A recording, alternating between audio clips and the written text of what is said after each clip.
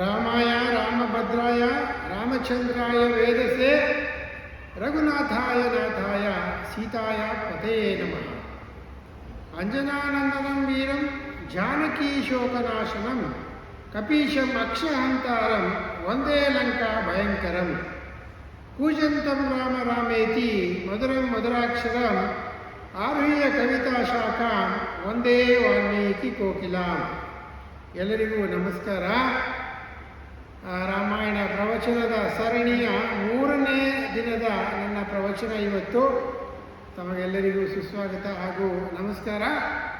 ನೆನ್ನೆಯ ದಿನ ನಾವು ಅಯೋಧ್ಯಕಾಂಡವನ್ನು ಮುಗಿಸಿ ಅರಣ್ಯಕಾಂಡದ ಹತ್ರ ಕೂಡ ಬಂದಿದ್ವಿ.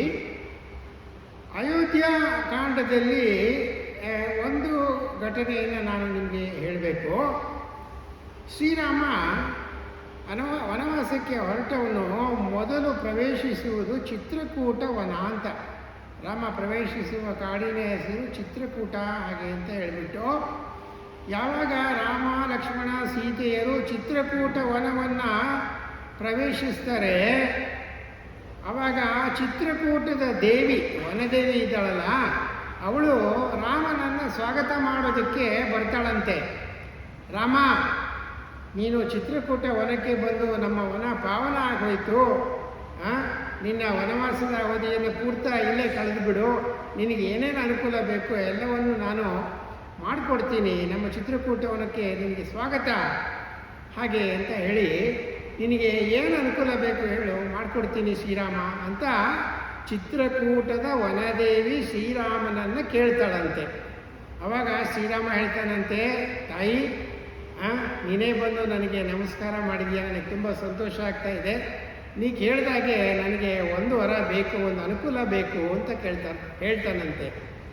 ಆವಾಗ ವನದೇವಿ ಹೇಳ್ತಾನಂತೆ, ಏನಪ್ಪ ಬೇಕು ರಾಮ ಅಂದರೆ, ಆಗ ರಾಮ ಹೇಳ್ತಾನಂತೆ, ವನದೇವಿ, ನಾನು ಗಂಗಾ ನದಿಯಿಂದ ನಡ್ಕೊಂಡು ಈ ಚಿತ್ರಕೂಟ ವನದ ತನಕ ಬಂದಿದ್ದೀನಲ್ಲ, ಅದರೊಳಗೆಲ್ಲ ನಿನ್ನದೇ ಆಧಿಪತ್ಯ. ಚಿತ್ರಕೂಟದ ಪ್ರದೇಶದಲ್ಲಿ ನಿನ್ನದೇ ಆಧಿಪತ್ಯ.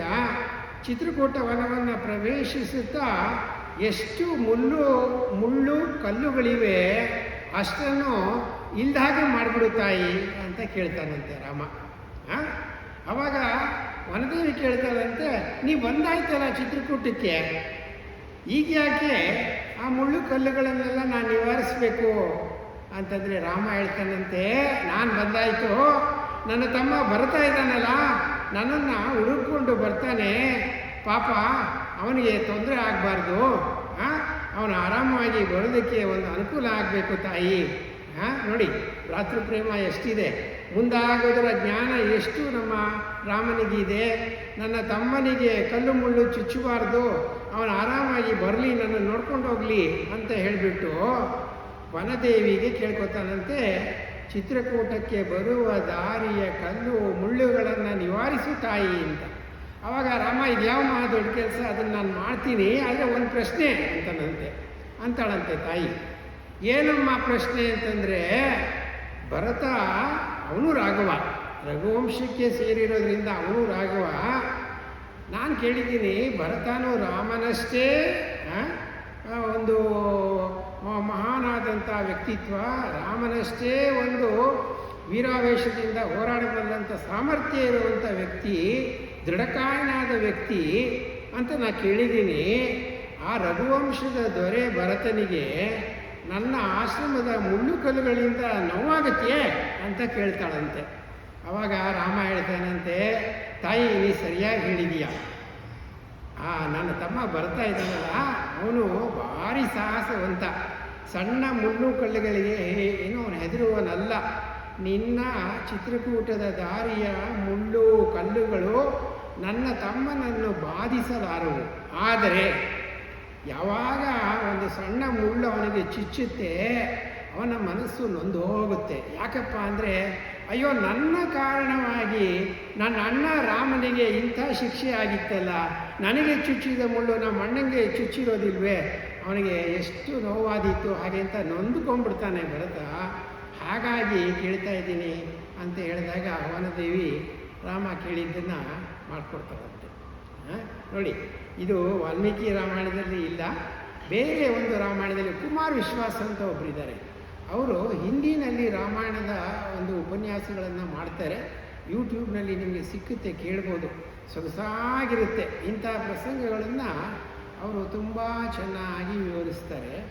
ಆಮೇಲೆ ಮುಂದೆ ಬನ್ನಿ, ನೆನ್ನೆ ಹೇಳಿದೆ, ರಾಮ ಆಡಳಿತ ನೀತಿಯನ್ನು ಭರತನಿಗೆ ಬೋಧಿಸ್ತಾ ಉತ್ತಮರನ್ನು ರಾಜದೂತರನ್ನಾಗಿ ಮಾಡಿದ್ದೀಯಾ, ನಿನ್ನ ವಿದೇಶಾಂಗ ಸಚಿವರು ಯೋಗ್ಯರಿದ್ದಾರೆ ಹಾಗೆ ಅಂತ ಕೇಳಿದ್ದಾನೆ ಒಂದು ಪ್ರಶ್ನೆನ.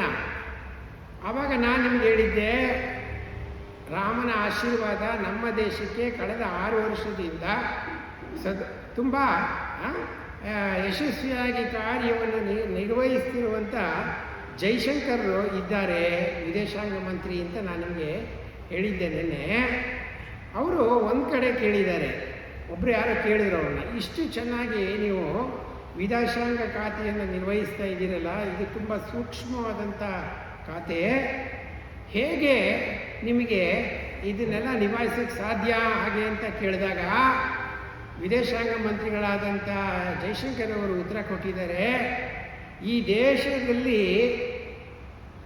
ನೋಡಿರೋದು ನಾನು ಇಬ್ಬರೇ ತುಂಬ ಸಫಲರಾದ ಪರಿಣಾಮಕಾರಿಯಾದಂಥ ವಿದೇಶಾಂಗ ಮಂತ್ರಿಗಳನ್ನು ಈ ದೇಶ ಇಬ್ಬರನ್ನ ಮಾತ್ರ ಕಂಡಿದೆ ಅಂತ ಹೇಳಿದರು. ಯಾರಪ್ಪ ಅವರು ಅಂದರೆ, ಅವರು ಹೇಳಿದ್ದು ಒಬ್ಬ ವಿದೇಶಾಂಗ ಮಂತ್ರಿ ನಮ್ಮ ಹನುಮಂತ, ಇನ್ನೊಬ್ಬ ವಿದೇಶಾಂಗ ಮಂತ್ರಿ ಕೃಷ್ಣ. ಹನುಮಂತ ಕೃಷ್ಣ ಇವರಿಬ್ಬರೇ ನಮ್ಮ ದೇಶ ಕಂಡಂಥ ಅತ್ಯಂತ ಯಶಸ್ವಿ ಪರಿಣಾಮಕಾರಿ ವಿದೇಶಾಂಗ ಮಂತ್ರಿಗಳು. ಅವರು ಹಾಕಿಕೊಟ್ಟ ಮಾರ್ಗದಲ್ಲಿ ಅವರು ನಡೆದುಕೊಂಡ ರೀತಿ ನಾನು ನಡೆದುಕೊಳ್ತಾ ಇದ್ದೀನಿ, ಅದಕ್ಕಾಗಿ ಅಲ್ಪ ಮಟ್ಟಿನ ಯಶಸ್ವಿಯನ್ನು ಕಂಡಿದ್ದೀನಿ ಹಾಗೆ ಅಂತ ಜೈಶಂಕರ್ ಅವರು ಉತ್ತರ ಕೊಟ್ಟಿದ್ದಾರೆ. ಅದರೊಳಗಡೆ ಹನುಮಂತ ವಿದೇಶಾಂಗ ಮಂತ್ರಿನೇ, ಯಾಕಲ್ಲ? ವಿದೇಶಕ್ಕೆ ಮೊದಲ ಬಾರಿಗೆ ಭಾರತದಿಂದ ಹಾರಿದವನು ಯಾರು? ನಮ್ಮ ಹನುಮಂತ. ಲಂಕಾಗೆ ಹೋದಾಗ ಅವನಿಗೆ ಹೇಳಿದ್ದೇನು, ರಾಮ ಸೀತೆಯನ್ನು ನೋಡ್ಕೊಂಡು ಬಾ, ಸೀತೆಯನ್ನು ಹುಡ್ಕೊಂಡು ಬಾ, ನನ್ನ ಮುದ್ರೆ ಉಂಗುರವನ್ನು ಆಕೆಗೆ ಕೊಟ್ಟು ಬಾ ಅಂತ ಮಾತ್ರ ಹೇಳಿದ್ದ. ಆದರೆ ಹನುಮಂತ ಅಷ್ಟಕ್ಕೆ ಅವನು ಆ ಕೆಲಸ ಆದಮೇಲೆ ನಂದು ಆಗೋಯ್ತು ಅಂತ ವಾಪಸ್ಸು ಆಡಲಿಲ್ಲ. ಅವನು ಏನು ಮಾಡ್ದ, ನಮ್ಮ ಅಶೋಕವನ ಇದೆಯಲ್ಲ ಅದರಲ್ಲಿ ಹಾವಳಿ ಶುರು ಮಾಡಿ, ದಾಂಧಲೆಯನ್ನು ಶುರು ಮಾಡಿ ರಾಕ್ಷಸರ ಗಮನವನ್ನು ಸೆಳೆದು ತಾನು ರಾವಣನ ಮುಂದೆ ಹೋಗೋದಕ್ಕೆ ಒಂದು ಸನ್ನಿವೇಶವನ್ನು ಅವನೇ ಸೃಷ್ಟಿ ಮಾಡಿಕೊಂಡ. ಹೌದಾನೆ? ಅಲ್ಲಿ ಹೋಗಿ ರಾವಣನ ಸ್ಥಾನಕ್ಕೆ ಹೋಗಿ ಅವನಿಗೆ ಎಚ್ಚರವನ್ನು ಕೊಟ್ಟು, ನಾನೊಬ್ಬನೇ ಸಾಕು ಲಂಕೆಯನ್ನು ನಾಶ ಮಾಡೋದಕ್ಕೆ, ನನ್ನಂಥ ಬೃಹತ್ ಸೈನ್ಯ ರಾಮನ ಹತ್ರ ಇದೆ, ರಾಮ ಕೂಡ ನಿನಗೆ ಬೇಡ, ಹುಷಾರ್ ಜೋಕೆ ಹಾಗೆ ಅಂತ ಎಚ್ಚರವನ್ನು ಕೊಟ್ಟು ರಾಮನ ಬಲದ ಒಂದು ಪರಿಚಯವನ್ನು ಮಾಡಿಕೊಟ್ಟು ನಮ್ಮ ಹನುಮಂತ ಬಂದಲ್ಲ, ಅದು ಯಶಸ್ವಿಯಾದಂಥ ವಿದೇಶಾಂಗ ಸಚಿವನ ರೀತಿ. ಕೃಷ್ಣನೂ ಅಷ್ಟೇ. ಕೃಷ್ಣ ವಿದೇಶಾಂಗ ಸಚಿವನಾಗಿ ಪಾಂಡವರ ಕಡೆಯಿಂದ ಕೌರವನ ಆಸ್ಥಾನಕ್ಕೆ ಸಂಧಾನವನ್ನು ಕೋರಿ ಬರುತ್ತಾನೆ. ಕೃಷ್ಣ ಸಂಧಾನದ ಸನ್ನಿವೇಶ ಬರುತ್ತೆ. ಅವನು ಕೃಷ್ಣ ಸಂಧಾನಕ್ಕೆ ಬಂದವನು, ಅವನಿಗೆ ಗೊತ್ತು ಈ ಸಂಧಾನ ಆಗೋದಿಲ್ಲ, ಇದು ಮುರಿದು ಬೀಳುತ್ತೆ, ಆದರೂ ಶಾಂತಿಗೆ ಒಂದು ಅವಕಾಶವನ್ನು ನೀಡಬೇಕು ಅಂತ ಹೇಳಿಬಿಟ್ಟು ಅವನು ಕೌರವನ ಆಸ್ಥಾನಕ್ಕೆ ಹೋಗ್ತಾನೆ. ಅಷ್ಟಕ್ಕೆ ಅಲ್ಲಿ ಹೋಗ್ಬಿಟ್ಟು ಇಲ್ಲ ಅನ್ನಿಸ್ಕೊಂಡು ಹೊರಗಡೆ ಬರ್ತಾನೆ ಇಲ್ಲ, ಅವನು ಯಾರಿಗೂ ಗೊತ್ತಿಲ್ಲದಂಗೆ ಕುಂತಿಯನ್ನು ಭೇಟಿ ಮಾಡ್ತಾನೆ. ಕುಂತಿಯನ್ನು ಭೇಟಿ ಮಾಡಿ ಯಾರಿಗೂ ಗೊತ್ತಾಗದಾಗೆ ಕರ್ಣನನ್ನು ಭೇಟಿ ಮಾಡ್ತಾನೆ. ಅವನ ಜನ್ಮ ರಹಸ್ಯವನ್ನು ಅವನಿಗೆ ಹೇಳಿ ಅವನ ಮನಸ್ಸನ್ನು ಒಡಿತಾನೆ. ಕುಂತಿಯನ್ನು ಸಂಚು ಮಾಡಿ ಕರ್ಣನ ಹತ್ತಿರ ಕಳಿಸ್ತಾನೆ. ಕುಂತಿ ಮಗನಿಗೆ ವರವನ್ನು ಬೇಡಿ ಪಡ್ಕೋತಾಳೆ. ಯಾವಾಗ ನಾನು ಕುಂತಿಯ ಮಗ ಹಾಗೆ ಅಂತ ಗೊತ್ತಾಗೋಯ್ತು ಕರ್ಣನಿಗೆ, ಅವನ ಅರ್ಧ ಜಂಗಾಬಲನೇ ಹುಡುಗಿ ಹೋಗುತ್ತೆ. ಕರ್ಣನಾಗಿ ಮಹಾಭಾರತ ಯುದ್ಧದಲ್ಲಿ ಯುದ್ಧ ಮಾಡೋದಿಲ್ಲ. ಯಾಕೆ ಅಂದರೆ ಅದು ಕೃಷ್ಣನ ಸಂಚು, ಕೃಷ್ಣನ ವಿದೇಶಾಂಗ ನೀತಿ, ಡಿವೈಡ್ ಆ್ಯಂಡ್ ರೂಲ್. ವಿದೇಶಾಂಗ ನೀತಿನಲ್ಲೂ ಸ್ವಲ್ಪ ಕೃತ್ರಿಮ ಇರಬೇಕು, ಎಲ್ಲ ಒಳ್ಳೆಯದೇ ಮಾಡ್ಕೊಂಡು ಹೋದರೆ ಆಗೋದಿಲ್ಲ. ಅದು ಒಂದು. ಆಮೇಲೆ ಮುಂದಕ್ಕೆ ರಾಮ ವನವಾಸಕ್ಕೆ ಹೊರಟಂಥ ಸಮಯದಲ್ಲಿ ಏನಾಗುತ್ತೆ, ತನ್ನಲ್ಲಿ ಇದ್ದದ್ದನ್ನೆಲ್ಲ ರಾಮ ದಾನ ಮಾಡ್ತಾನೆ. ದನ ಕನಕಾದಿಗಳನ್ನೆಲ್ಲವೂ ದಾನ ಮಾಡ್ತಾನೆ. ಆವಾಗ ಏನಾಗುತ್ತೆ, ಒಬ್ಬ ಬಡವ ಇರ್ತಾನೆ, ಅವನ ಹೆಸರು ತ್ರಿಜಟ ಅಂತ. ತ್ರಿಜಟೆ ಅಲ್ಲ, ತ್ರಿಜಟೆ ಅಂದರೆ ವಿಭೀಷಣನ ಮಗಳು, ಸೀತೆ ಮಾತೆಯ ಒಂದು ಪ್ಯಾರೆಯರ ರಕ್ಷಣೆಗೆ ಇದ್ದವಳು. ತ್ರಿಜಟ ಅನ್ನುವಂಥ ಒಬ್ಬ ಮನುಷ್ಯ ಎಲ್ಲ ಕೊಟ್ಟಾಗ ಹೋಗಿದೆ ರಾಮ. ಕಡೆಗೆ ಕೋಲು ಊರ್ಕೊಂಡು ಬರ್ತಾನೆ ರಾಮನ ಹತ್ರ. ಆವಾಗ ರಾಮ ಬರ್ತಾ ಇರೋದು ನೋಡಿ ರಾಮ ದಯಾಳು ತಾನೆ, ಯಾರೋ ಒಬ್ಬ ಸಣ್ಣ ಮನುಷ್ಯ ಬರ್ತಾ ಇದ್ದಾನೆ ಅಂತ ತಿರಸ್ಕಾರ ಮಾಡುವಂಥ ಜಾಯಮಾನ ರಾಮನದಲ್ಲ. ರಾಮ ನಿಂತ್ಕೊಂಡು ಕೇಳ್ತಾನೆ, ಏನಪ್ಪ ಅವನು ನಡ್ಕೊಂಡು ಬರೋದು ನೋಡಿದ್ರೆ ಒಂದು ರೀತಿ ಹಾಸ್ಯಾಸ್ಪದವಾಗಿರುತ್ತಂತೆ. ಕುಂಟ್ಕೊಂಡು ಕೋಲ ಇಟ್ಕೊಂಡು ಬರ್ತಾನೆ. ಅಂಥ ಏನು ಸಬಲವಾದಂಥ ವ್ಯಕ್ತಿಯಲ್ಲ, ಕೃಶವಾದಂಥ ಶರೀರ, ಜಾಳು ಶರೀರ, ಅವನಲ್ಲಿ ಮೈಯಲ್ಲಿ ಯಾವ ಶಕ್ತಿಯೂ ಇರುವುದಿಲ್ಲ. ಅವನನ್ನು ನೋಡಿ ರಾಮನಿಗೆ ಸ್ವಲ್ಪ ನಗು ಬರುತ್ತಂತೆ.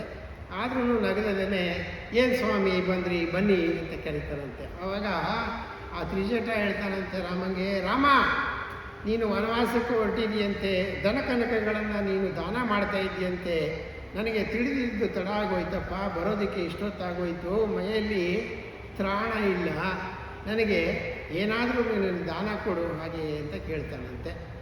ಆವಾಗ ರಾಮ ಯೋಚನೆ ಮಾಡಿ ಹೇಳ್ತಾನಂತೆ, ಅಪ್ಪ ತ್ರಿಜಟ ಬಂದಿದೆಯಾ, ನಿನ್ನನ್ನು ಬರೀ ಕೈಯಲ್ಲಿ ನಾನು ಕಳಿಸೋದಿಲ್ಲ, ನಿನಗೆ ಬೇಕಾದ್ದನ್ನು ನಾನು ಕೊಟ್ಟೇ ಕಳಿಸ್ತೇನೆ. ಒಂದು ಸಣ್ಣ ಪರೀಕ್ಷೆಯನ್ನು ನೀನು ತಗೋತೀಯಾ, ಮಾಡ್ತೀಯಾ ಅಂತ ಕೇಳ್ತಾನೆ. ಅವಾಗ ರಾಮ, ಆಯಿತು ತ್ರಿಜಟ, ಆಯಿತು ರಾಮ, ಅದೇನು ಪರೀಕ್ಷೆ ಹೇಳು ಅಂತಾನೆ. ಆವಾಗ ರಾಮ ಹೇಳ್ತಾನೆ, ತ್ರಿಜಟ ನಿನ್ನ ಕೈಯಲ್ಲಿ ಕೋಲು ಹುಡ್ಕೊಂಡು ಬಂದಿದೆಯಲ್ಲ, ಅದನ್ನು ನೀನು ದೂರ ಬಿಸಾಕು. ನೀನು ಎಷ್ಟು ದೂರ ಬಿಸಾಕ್ತೀಯ ಅಷ್ಟು ದೂರ ನಾನು ನಿನಗೆ ಗೋದಾನವನ್ನು ಮಾಡ್ತೇನೆ, ಗೋವುಗಳನ್ನು ಸಾಲಾಗಿ ನಿಲ್ಲಿಸಿ ನಿನಗೆ ದಾನವನ್ನು ಮಾಡ್ತೇನೆ ಹಾಗೆ ಅಂತ ರಾಮ ಹೇಳ್ತಾನಂತೆ. ಆವಾಗ ತ್ರಿಜಟನಿಗೆ ತುಂಬ ಸಂತೋಷ ಆಗಿಬಿಡುತ್ತಂತೆ.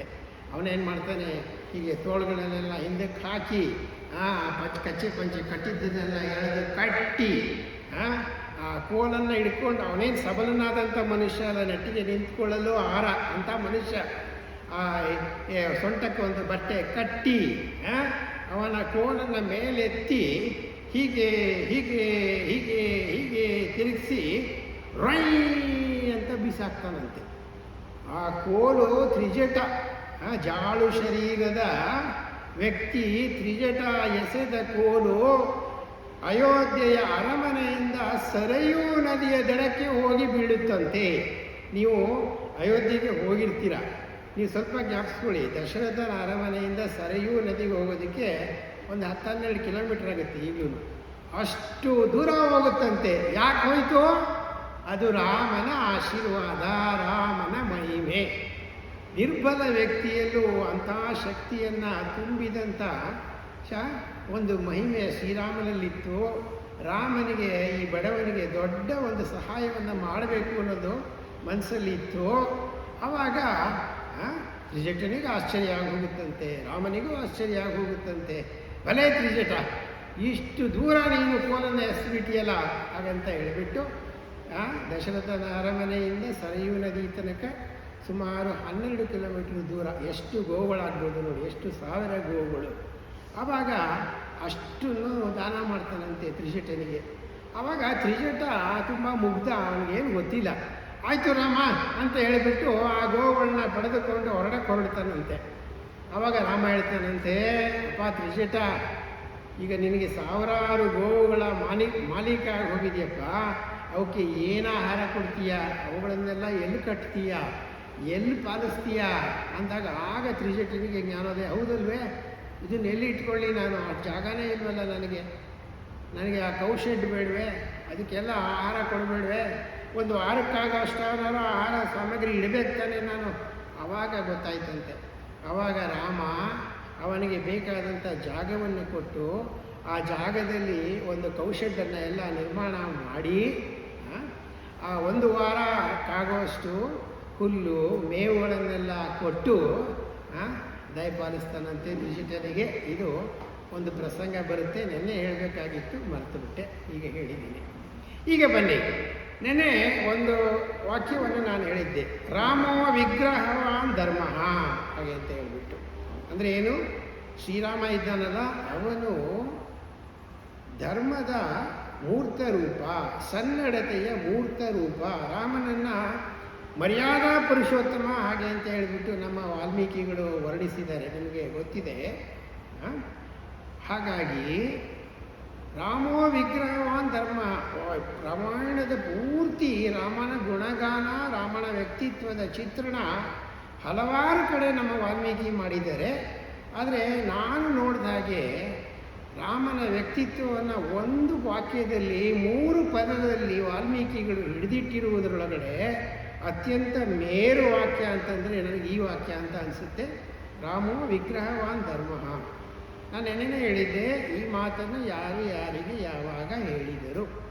ಈ ಮಾತನ್ನು ಮಾರೀಚ ರಾಕ್ಷಸ ಹೇಳಿದ್ದು. ಮಾರೀಚ ನಿಮಗೆ ಗೊತ್ತು, ಆತ ರಾಕ್ಷಸ, ಆತ ರಾವಣನ ಸೋದರ ಮಾವ. ಅವನು ರಾಕ್ಷಸ. ಅವನು ರಾವಣನ ನೇತೃತ್ವದಲ್ಲಿ ಭಾರತದಾದ್ಯಂತ ಅಲ್ಲಿ ಇಲ್ಲಿ ಇದ್ದುಕೊಂಡು ಸಜ್ಜನರುಗಳಿಗೆಲ್ಲ ಉಪಟಳವನ್ನು ಕೊಟ್ಟು ರಾವಣನ ಆಧಿಪತ್ಯವನ್ನು ಸ್ಥಾಪಿಸುವುದಕ್ಕೆ ಸಹಾಯ ಮಾಡ್ತಾ ಇರುವಂಥ ಒಬ್ಬ ರಾಕ್ಷಸ ಆಗಿರ್ತಾನೆ. ಅವನು ವಿಶ್ವಾಮಿತ್ರರ ಯಾಗವನ್ನು ಕೆಡಿಸಬೇಕು ಹಾಗೆ ಅಂತ ಹೇಳಿ ಅವನ ತಮ್ಮ ಒಬ್ಬ ಇರ್ತಾನೆ. ಮಾರೀಚ ಸ್ವಭಾವಗಳು ಬಂದು ವಿಶ್ವಾಮಿತ್ರರ ಯಾಗವನ್ನು ಅದನ್ನು ಧಕ್ಕೆ ಮಾಡ್ತಾ ಇರ್ತಾರೆ. ಆವಾಗ ವಿಶ್ವಾಮಿತ್ರರು ಶ್ರೀರಾಮನ ಸಹಾಯವನ್ನು ಕೇಳಿ ಶ್ರೀರಾಮ ಲಕ್ಷ್ಮಣರನ್ನು ಕರೆದುಕೊಂಡು ಬರ್ತಾರೆ.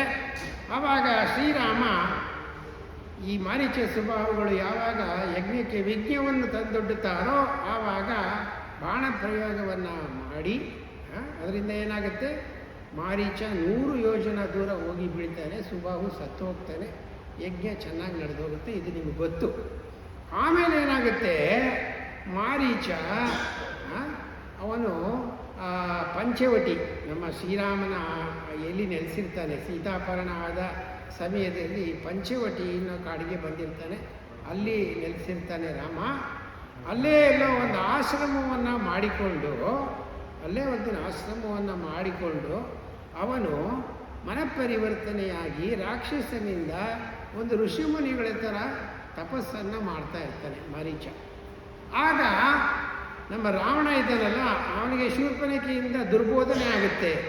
ಸೀತೆ ಮಹಾಸುಂದರಿ, ಅತ್ಯಂತ ಸುಂದರಿ, ತ್ರಿಲೋಕ ಸುಂದರಿ, ಅವಳನ್ನು ನೀನು ಅಪಹರಣ ಮಾಡಿ ಅವಳನ್ನು ನಿನ್ನ ಪಟ್ಟದ ರಾಣಿಯಾಗಿ ಮಾಡಿಕೋ ಹಾಗೆ ಅಂತ ಹೇಳಿದಾಗ ರಾವಣ ಏನು ಮಾಡ್ತಾನೆ, ಸಂಚು ಹುಡ್ತಾನೆ. ಅವನು ಫಸ್ಟ್ ಬಂದಿದ್ದೆ ಮಾರೀಚನ ಹತ್ರ. ಯಾಕೆ ಅಂದರೆ ಮಾರೀಚ ರಾಕ್ಷಸನಿಗೆ ಒಂದು ವಿದ್ಯೆ ಗೊತ್ತಿರುತ್ತೆ. ಅವನು ಬೇಕಾದಂಥ ರೂಪಗಳನ್ನು ಧಾರಣೆ ಮಾಡಬಲ್ಲ. ನವಿಲಿನ ಆಕಾರವನ್ನು ಪಡೆಯಬಲ್ಲ, ಜಿಂಕೆಯ ಆಕಾರವನ್ನು ಪಡೆಯಬಲ್ಲ, ಅತ್ಯಂತ ಮೋಹಕವಾದಂಥ ಆನೆಯ ಒಂದು ಶರೀರವನ್ನು ಪಡೆಯಬಲ್ಲ. ಆಮೇಲೆ ಈ ಮಿಮಿಕಿಂಗ್ ದ ವಾಯ್ಸ್ ಅಂತ ಹೇಳ್ತಾರೆ, ಬೇರೆ ಬೇರೆ ಒಂದು ಧ್ವನಿಗಳಲ್ಲಿ ಆತ ಮಾತಾಡಬಲ್ಲ, ಯಾವುದೇ ವ್ಯಕ್ತಿಯ ಧ್ವನಿಯನ್ನು ಅನುಕರಿಸಬಲ್ಲ. ಈ ಎಲ್ಲ ಒಂದು ವಿಶೇಷವಾದಂಥ ಶಕ್ತಿ ನಮ್ಮ ಮಾರೀಚನಿಗಿರುತ್ತೆ. ರಾವಣ ಬಂದು ಹೇಳ್ತಾನೆ, ಮಾವ ನೋಡು ಈ ಥರ ಆಗೋಗಿದೆ, ಶ್ರೀರಾಮ ಇಲ್ಲಿ ಬಂದು ಇದ್ದಾನಂತೆ, ಶ್ರೀರಾಮನ ಸೀತೆ ಇದ್ದಾಳಲ್ಲ ಸುಂದರಿ ಮಹಾರೂಪವತಿ, ಅವಳನ್ನು ನಾನು ಅಪಹರಣೆ ಮಾಡಬೇಕು, ನೀ ನನಗೆ ಸಹಾಯ ಮಾಡಬೇಕು ಅಂತ ಹೇಳ್ತಾನೆ. ಅವಾಗ ಏನು ಸಹಾಯ ಮಾಡಬೇಕು ಅಂದರೆ, ನೀನು ಸ್ವರ್ಣದ ಜಿಂಕೆಯಾಗಿ, ಮಾಯಾ ಜಿಂಕೆಯಾಗಿ ರಾಮ ಸೀತೆಯರ ಮುಂದೆ ನೀನು ಕಾಣಿಸ್ಕೋಬೇಕು, ಸೀತೆಗೆ ನಿನ್ನ ಮೇಲೆ ಮನಸ್ಸಾಗುವ ಹಾಗೆ, ನಿನ್ನನ್ನು ಸೀತೆ ರಾಮನ ಮುಖಾಂತರ ಬೇಡುವ ಹಾಗೆ ಮಾಡಬೇಕು ನೀನು ಹಾಗೆ ಅಂತ ಹೇಳಿದಾಗ, ಮಾರೀಚ ಈಗ ರಾಕ್ಷಸನಲ್ಲ, ಅವನು ಋಷಿಯಾಗಿದ್ದವನು. ಅವನಿಗೆ ರಾಮ ಬಾಣದ ರುಚಿ ಚೆನ್ನಾಗಿ ಗೊತ್ತು, ರಾಮನ ಪರಾಕ್ರಮದ ಒಂದು ಪರಿಣಾಮ ಚೆನ್ನಾಗಿ ಗೊತ್ತು. ಆಗ ಮಾರೀಚ ಹೇಳ್ತಾನಂತೆ, ರಾವಣ ಇದೇನಪ್ಪ ನಿನಗೆ ಈ ಥರ ಬುದ್ಧಿ ಬಂತು, ರಾಮನ ಪತ್ನಿಯಾದಂಥ ಸೀತೆಯನ್ನು ನೀನು ಅಪಹರಿಸ್ತೀಯ, ಯಾಕಪ್ಪ ವಿನಾಶಕಾಲೇ ವಿಪರೀತ ಬುದ್ಧಿ ಅಂತ ಹೇಳಿಬಿಟ್ಟು ಈ ಬುದ್ಧಿ ನಿನಗೆ ಬಂತು. ರಾಮ ಅಂದರೆ ಏನಂದ್ಕೊಂಡಿದೀಯ? ಮಹಾಪರಾಕ್ರಮಿ. ಒಂದು ಬಾರಿ ಏನಾಯಿತು, ವಿಶ್ವಾಮಿತ್ರರ ಯಾಗವನ್ನು ನಾವು ಧ್ವಂಸ ಮಾಡಬೇಕು, ನಿನ್ನ ಒಂದು ಆಧಿಪತ್ಯವನ್ನು ಅಲ್ಲಿ ಸಾರಬೇಕು ಅಂತ ಹೇಳಿಬಿಟ್ಟು ನಿನ್ನ ಕಾರ್ಯದ ಮೇಲೆ ಅಲ್ಲಿಗೆ ನಾವು ಹೋದಾಗ ಒಂದೇ ಬಾಣದಲ್ಲಿ ನನ್ನನ್ನು 100 ಯೋಜನ ದೂರ ಬಿಸಾಕಿದ್ದಾನೆ. ನನ್ನ ತಮ್ಮ ಸುಬಾಹು ಸತ್ತೋಗಿದ್ದಾನೆ. ನಮಗೆ ಆ ಯಾಗವನ್ನು ಧ್ವಂಸ ಮಾಡುವಂಥ ಯಾವ ಅವಕಾಶವನ್ನು ನೀಡಲಿಲ್ಲ. ರಾಮ ಜೊತೆಗೆ ಲಕ್ಷ್ಮಣ ಬೇರೆ ಇದ್ದಾನೆ, ನಿನಗೆ ಬೇಡಪ್ಪ ಅಂತ ಮಾರೀಚ ಬುದ್ಧಿ ಹೇಳ್ತಾನೆ ಅಳಿಯಂಗೆ, ಅಂದರೆ ಅಕ್ಕನ ಮಗನಿಗೆ. ಆವಾಗ ಇನ್ನೂ ಹೇಳ್ತಾನೆ, ನಿನಗೆ ರಾಮ ಏನು ಅನ್ಯಾಯ ಮಾಡಿದ್ದಾನೆ? ಅವನ ಪಾಡಿಗೆ ಅವನು ಏನೋ ವನವಾಸದ ಅವಧಿ ಇರ್ಬೋದು, ಬಂದಿದ್ದಾನೆ ಇದ್ದಾನೆ ಹೊರತು ನಿನಗೇನು ಅನ್ಯಾಯ ಮಾಡಿದ್ದಾನೆ? ಕರದೂಷಣಾದಿಗಳನ್ನು ಸಂಹಾರ ಮಾಡಿದರೆ ಕರದೂಷಣಾದಿಗಳು ಅವನಿಗೇನೋ ತೊಂದರೆ ಮಾಡಿದ್ದಾರೆ, ಅದಕ್ಕೆ ಸಂಹಾರ ಮಾಡಿದ್ದಾನೆ ಆತ್ಮರಕ್ಷಣೆಗಾಗಿ. ಆಮೇಲೆ ಶೂರ್ಪಣಕಿಯ ಮೂಗು ಕುಯ್ದಿದ್ದಾನೆ ಅಂತಂದರೆ ನಾನು ಕೇಳ್ಪಟ್ಟೆ. ಶೂರ್ಪಣಕಿ ನನ್ನನ್ನು ಮದುವೆ ಆಗುವಂಥ ರಾಮ ಲಕ್ಷ್ಮಣರನ್ನು ಪೀಡಿಸಿದಾಗ ಅವ್ರಿಗೆ ಅನ್ಯಥಾ ಮಾರ್ಗ ಇಲ್ಲದಲೇ ಅವಳ ಸಂಹಾರ ಮಾಡಲಿಲ್ಲ, ಅವಳಿಗೊಂದು ಸಣ್ಣ ಮೂಗನ್ನು ಕುಯ್ದು ಕಳಿಸಿದಾರಪ್ಪ. ರಾಮ ನಿನಗೆ ಯಾವ ಉಪಟಳವನ್ನು ಮಾಡಿಲ್ಲ. ರಾಮ ಸಭ್ಯನಾದಂಥ ವ್ಯಕ್ತಿ, ರಾಮ ಪರಬ್ರಹ್ಮ ಸ್ವರೂಪ, ರಾಮ ಅಪ್ರತಿಮ ವೀರ. ಅವನು ಹೇಳಿದ್ದು ಅವಾಗ, ರಾಮೋ ವಿಗ್ರಹವಾನ್ ಧರ್ಮ ಸಾಧು ಸತ್ಯಪರಾಕ್ರಮ ರಾಜ ಸರ್ವಸ್ಯ ಲೋಕಸ್ಯ ದೇವಾನಿವ ವಾಸವ. ಈ ಮಾತು ಮಾರೀಚ ಹೇಳಿರೋದು. ರಾಮ ಅಂದರೆ ಏನಂತ ತಿಳ್ಕೊಂಡಿದ್ಯಾ? ಈಸ್ ದ ಎಂಬಾಡಿಮೆಂಟ್ ಆಫ್ ಧರ್ಮ. ಧರ್ಮ ಮೀನ್ಸ್ ಗುಡ್ ವರ್ಚ್ಯೂಸ್, ಒಳ್ಳೆ ಸನ್ನಡತೆಯ ಮೂರ್ತಿ ರೂಪ ರಾಮ. ಯಾಕೆ ನಿನಗೆ ಅವನ ಮೇಲೆ ವೈರ? ಸಾಧು ರಾಮ ಸಾಧು ಮನುಷ್ಯ, ಸತ್ಯ ಪರಾಕ್ರಮ, ರಾಜ ಸರ್ವಸ್ಯ ಲೋಕಸ್ಯ ಅಂತ ಹೇಳ್ತಾನೆ. ರಾವಣ ಕೇಳ್ತಾನೆ, ಮಾರೀಚ ನಾನಿಲ್ಲಿ ಉಪನ್ಯಾಸ ಕೇಳಕ್ಕೆ ಬಂದಿಲ್ಲ, ನಾನು ಹೇಳಿದ್ದನ್ನು ಮಾಡು ಅಂತ ಗದರಿಸ್ತಾನೆ. ಆವಾಗ ಮಾರೀಚ ಹೇಳ್ತಾನೆ, ಸುಲಭ ಪುರುಷ ರಾಜನ್ ಸತತಂ ಪ್ರಿಯವಾದಿನಃ ಅಪ್ರಿಯಸ್ಯ ಚ ಪತ್ಯಸ್ಯ ವಕ್ತಾ ಶ್ರೋತಾ ಚ ದುರ್ಲಭ ಅಂತ ಹೇಳ್ತಾನೆ. ಅಂದರೆ ಏನರ್ಥ? ಸುಲಭ ಪುರುಷ ರಾಜನ್ ಅಂದರೆ ರಾವಣ, ನಿನ್ನ ಆಸ್ಥಾನದಲ್ಲಿ ನಿನಗೆ ತುಂಬ ಜನ ಪರಿಚಾರಕರಿದ್ದಾರೆ, ನಿನ್ನ ಆಸ್ಥಾನದ ಆಸ್ಥಾನಿಕರಿದ್ದಾರೆ. ಅವರೆಲ್ಲರೂ ಏನು ಮಾಡ್ತಾರೆ? ನಿನಗೆ ಹಿತವಾದಂಥ ಮಾತನ್ನೇ ಹೇಳ್ತಾರೆ ಹೊರತು ನಿನಗೆ ವಿರುದ್ಧವಾದಂಥ, ನಿನಗೆ ಕೋಪವನ್ನು ತರಿಸುವಂಥ ಮಾತನ್ನು ಒಂದನ್ನು ಹೇಳುವುದಿಲ್ಲ. ಯಾಕೆ ಅಂದರೆ ಅವರಿಗೆ ನಿನ್ನ ಕೃಪೆ ಬೇಕು, ನಿನ್ನ ಕೊಡುವಂಥ ಸವಲತ್ತುಗಳು ಬೇಕು. ಹಾಗಾಗಿ ಸುಲಭ ಪುರುಷ ರಾಜನ್ ಅಂದರೆ ಒಳ್ಳೆಯ ಮಾತುಗಳನ್ನೇ ಆಡುವಂಥವರು. ಸತತಂ ಪ್ರಿಯವಾದಿನಃ ಶತಾತ್ಮ ಪ್ರಿಯವಾದಿನಃ ಆ ಥರದ್ದು ತುಂಬ ಇದ್ದಾರೆ. ಅಪ್ರಿಯಸ್ಯ ಚ ಪತ್ಯಸ್ಯ ಅಂದರೆ ಅಪ್ರಿಯವಾದಂಥ ಸತ್ಯ ಇದೆಯಲ್ಲ. ಈಗ ನಾನು ಹೇಳ್ತಾ ಇದ್ದೀನಿ ನೋಡು, ರಾಮನ ವಿರುದ್ಧ ನಿನಗೆ ದ್ವೇಷ ಬೇಡ, ನೀನು ಹಾಳಾಗಿ ಹೋಗ್ತೀಯಾ, ನೀನು ಚೆನ್ನಾಗಿರು ಅಂತ ಹೇಳ್ತಾ ಇದ್ದೀನಲ್ಲ, ಆ ಮಾತನ್ನು ಯಾರೂ ಹೇಳೋದಿಲ್ಲ. ನಾನು ನಿನ್ನ ಎದುರಿಗೆ ಹೇಳಿ ಧೈರ್ಯ ತಗೊಂಡು ಹೇಳ್ತಾ ಇದ್ದೀನಿ. ಇನ್ನೂ ಹೇಳ್ತಾನೆ ಮಾರೀಚ, ಜೀವಿತ ಚ ಸುಖಂ ಚೈವ ರಾಜ್ಯಂ ಚೈವ ಸುದುರ್ಲಭಂ ಯದೀಚ್ಛಾಸಿ ಚಿರಂ ಭೋಕ್ತುಂ ಮಾ ಕೃತ ರಾಮ ವಿಪ್ರಯಂ.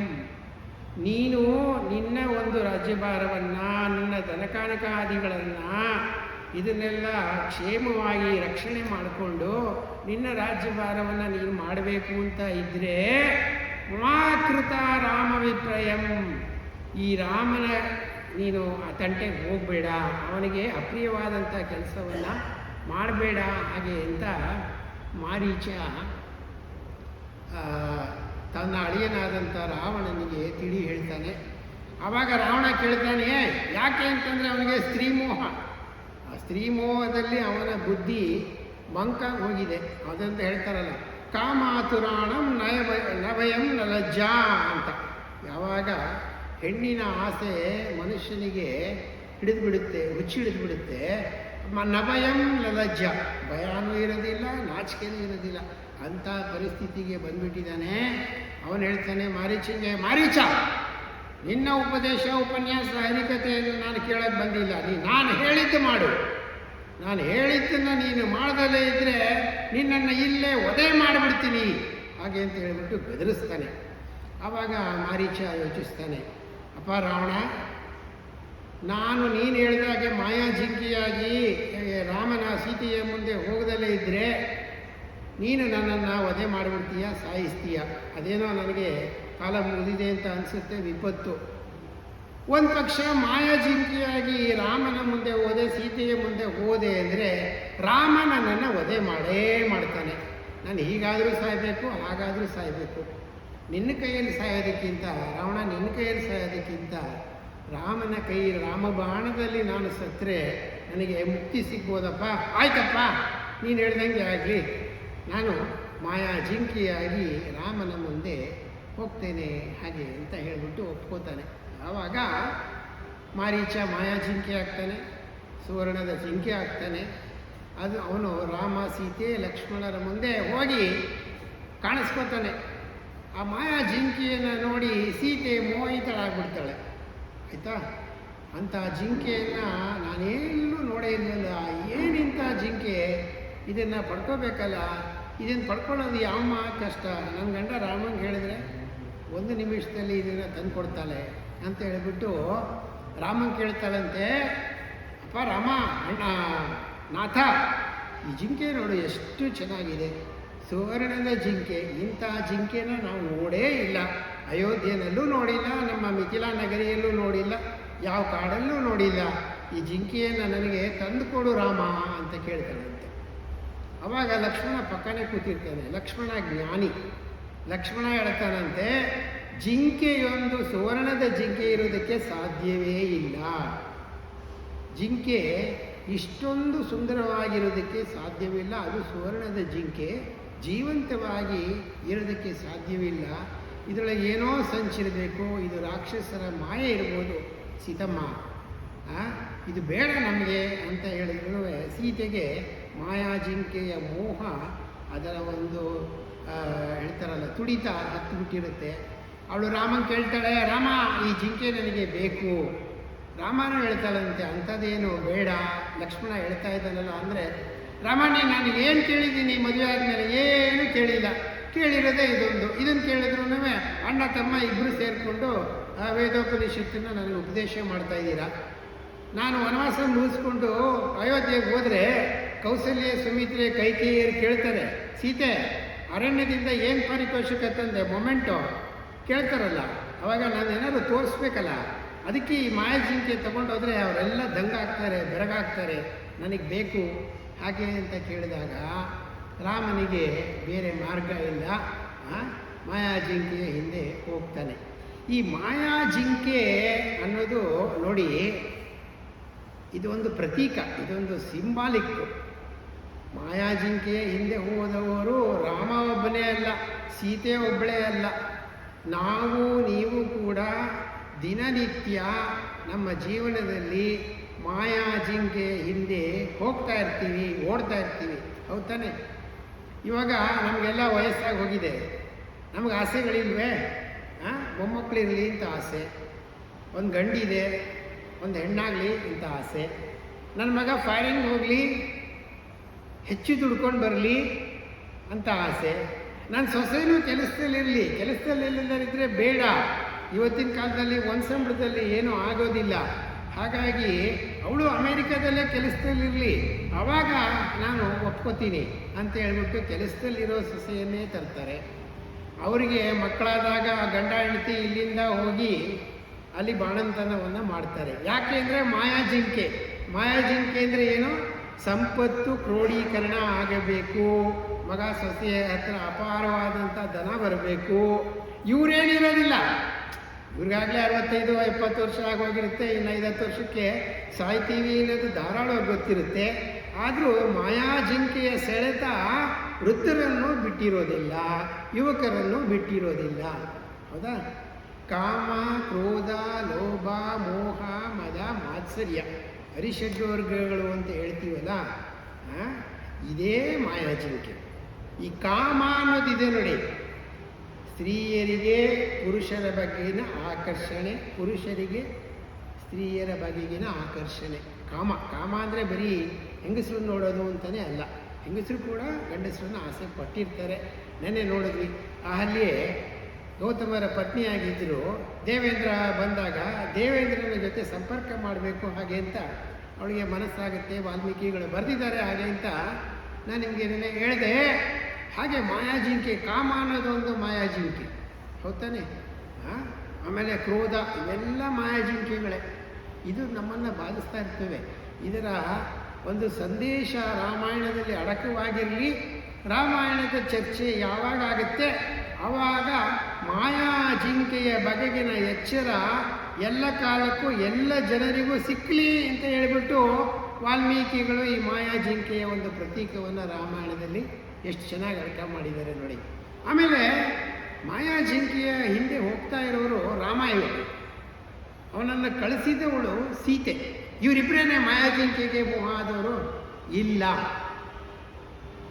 ರಾವಣ ಇದ್ದಾನಲ್ಲ, ಮಾಯಾಜಿಂಕೆಯ ಸೃಷ್ಟಿ ಮಾಡಿ ಮಾಯಾಜಿಂಕೆಯನ್ನು ಸೀತೆಯ ಮುಂದೆ ಕಳಿಸಿದಾನಲ್ಲ, ಅವನೇ ಮಾಯಾಜಿಂಕೆಗೆ ಮೋಹಿತನಾಗಿದ್ದಾನೆ. ಮಾಯಾಜಿಂಕೆ ಅವನ ಪಾಲಿಗೆ ಯಾರು? ಸೀತೆನೇ ಮಾಯಾಜಿಂಕೆ. ತ್ರಿಲೋಕ ಸುಂದರಿ, ಅಪ್ರತಿಮ ಸುಂದರಿ, ಅವಳನ್ನು ನಾನು ಪಡೆದುಕೊಳ್ಳಬೇಕು. ಇದು ಮಾಯಾಜಿಂಕೆಯ ಪರಿಣಾಮ, ಹೌದಾನೆ? ಅವನು ಮಾಯಾಜಿಂಕೆಯಿಂದಲೇ ಹೋಗ್ತಾ ಇದ್ದಾನೆ. ರಾಮ ಮಾಯಾಜಿಂಕೆಗೆ ಅಲ್ಲೇ ಉದಾಹರಣೆ ಇದೆ. ಆಮೇಲೆ ನೋಡಿ, ಈ ಕೈಕೇಯಿ ಸಂಚನ್ನು ಮಾಡಿ ರಾಮನನ್ನು ಕಾಡಿಗೆ ಕಳಿಸುವುದಕ್ಕೆ ಏನು ಕಾರಣ? ಅವಳಿಗೆ ಅಧಿಕಾರ, ತನ್ನ ಮಗ ಮಹಾರಾಜನಾಗಬೇಕು ಅನ್ನುವಂತಹ ಒಂದು ಆಕಾಂಕ್ಷೆ.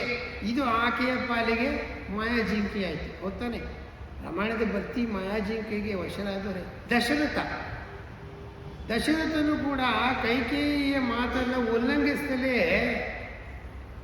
ಹಂಗೆ ತತ್ತರಿಸಿ ಸತ್ತೋಗ್ಬಿಟ್ಟ ಅವನು. ಯಾಕೆ ಅಂದರೆ ದಶರಥನಿಗೆ ಕೈಕೇಯಿಯ ಬಗ್ಗೆ ವ್ಯಾಮೋಹ. ಕೈಕೇಯಿ ದಶರಥನ ಪಾಲಿಗೆ ಮಾಯಾಜಿಂಕೆ.